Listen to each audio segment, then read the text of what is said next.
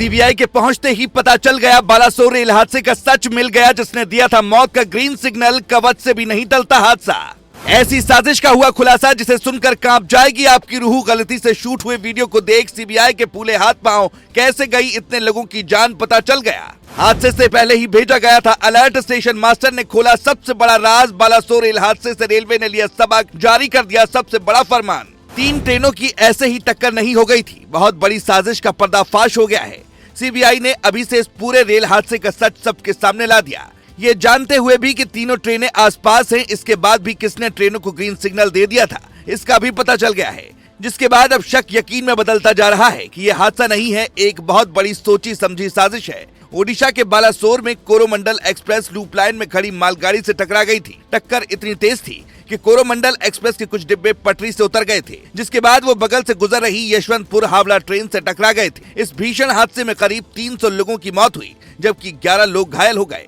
आप जानकर हैरान रह जाएंगे, लेकिन पुलिस के मुताबिक इस हादसे में जान गंवाने वाले 40 लोगों के शरीर पर किसी भी तरह के चोट के निशान नहीं पाए गए। मीडिया रिपोर्ट के मुताबिक इस बात का पता चला कि इन लोगों की मौत ट्रेन से करंट उतरने की वजह से हुई थी, यानी जैसे ही कोरोमंडल हादसे का शिकार हुई उसमें करंट आ गया था। असल में हादसे के बाद कोरोमंडल एक्सप्रेस का इंजन मालगाड़ी के ऊपर चढ़ गया था और बिजली के तार बुरी तरह से ट्रेन के ऊपर आ गए थे।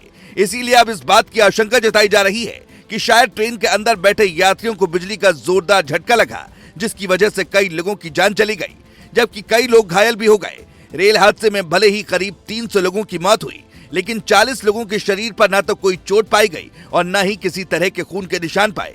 इसीलिए माना जा रहा है कि शायद ट्रेन में उस वक्त करंट भी उतरा था, जिससे लोगों की जान चली गई। जैसे जैसे सीबीआई की जांच का दायरा आगे बढ़ रहा है, वैसे वैसे चौंकाने वाले खुलासे भी सामने आ रहे हैं। खुले तौर पर अब तक इस जांच में किसी व्यक्ति के दोषी पाने की संभावना बहुत कम होती जा रही है। इस हादसे के पीछे बड़ी वजह टेक्निकल खराबी होना ही अब तक सामने आया है। मीडिया रिपोर्ट के मुताबिक पटरी पर लगे सिग्नल में कुछ खराबी भी आई थी, लेकिन इसके बावजूद सिग्नल लाल होने की वजह ग्रीन ही रह गया।